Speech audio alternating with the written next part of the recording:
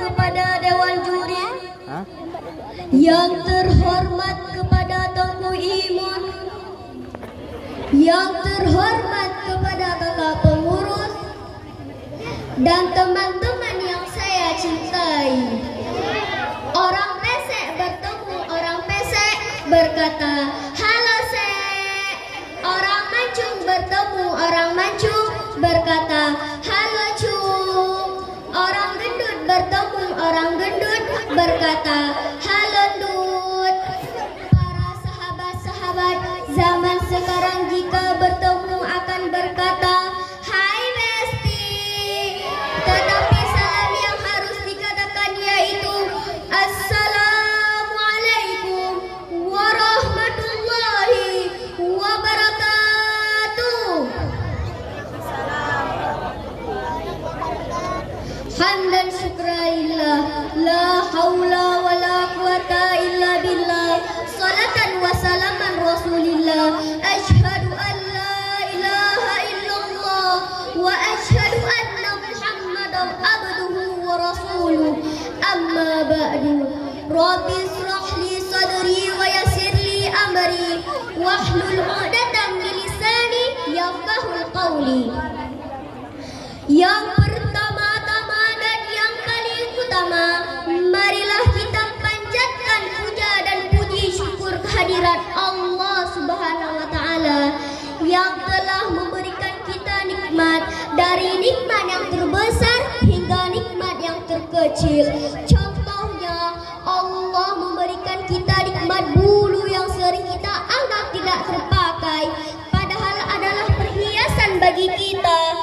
Dan Allah Subhanahu wa taala memberikan kita bulu rambut untuk kesempurnaan bagi kita. Dan Allah Subhanahu wa taala memberikan bulu mata untuk mencegah debu masuk ke mata. Dan Allah Subhanahu wa taala memberikan kumis bagi pria, di mana memberikan kejengkelan yang menonjol. Turun lagi ke bawah, Allah Subhanahu wa taala memberikan bulu janggut, di mana janggut melarang nasi jatuh ke lantai. Dan tak lupa pula salawat beriring salam, marilah kita junjungkan kepada Nabi kita, Nabi Muhammad sallallahu alaihi wasallam, yang mana telah membawa kita dari zaman nenek duduk di depan rumah hingga zaman nenek duduk main Facebook, dari zaman kegelapan hingga zaman terang benderang. Karena Nabi Muhammadlah kita bisa membedakan yang mana Quran dan yang mana Al-Quran. Di kesempatan kali ini saya akan menyampaikan sepatah dua patah yang berjudul berbakti kepada kedua orang tua. Teman-temanku yang cantik, bulu matanya lintik-lintik, dan teman-temanku yang ganteng, hidungnya mancung-mancung. Di antara perkara yang bisa mengantarkan kita pada keridhaan Allah Subhanahu wa taala adalah berbuat baik kepada ayah dan ibu dan berbakti kepada kedua orang tua. Dan Allah Subhanahu wa taala akan memerintahkan dalam firman-Nya, A'udzu billahi minasy syaithanir rajim. Bismillahirrahmanirrahim. Wa qada rabbuka alla ta'budu wa illa iyyahu wa bil walidaini ihsana. Dan Tuhanmu telah memerintahkan supaya kamu jangan menyembah selain Dia, dan hendaklah kamu berbuat baik kepada ibu bapakmu sebaik-baiknya.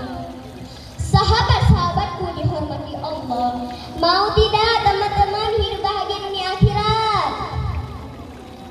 Kalau mau, Putri akan memberikan solusinya.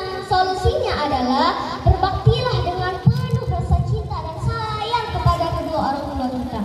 Karena kalau kita sayang dan cinta kepada kedua orang tua kita, insya Allah mereka akan ridhoi dengan apa yang kita kerjakan, dan Allah Subhanahu wa taala akan ridhoi dengan apa yang kita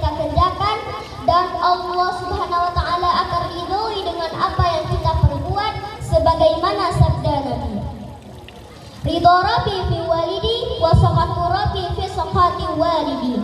Sahabat-sahabatku, sebagai anak wajib dan berbakti kepada kedua orang tua, kepada ayah yang sudah bekerja keras banting tulang siang dan malam tanpa lelahnya, terlebih kepada ibu kita yang sudah mengandung, melahirkan, menyusui, serta merawat kita dengan penuh kasih sayang.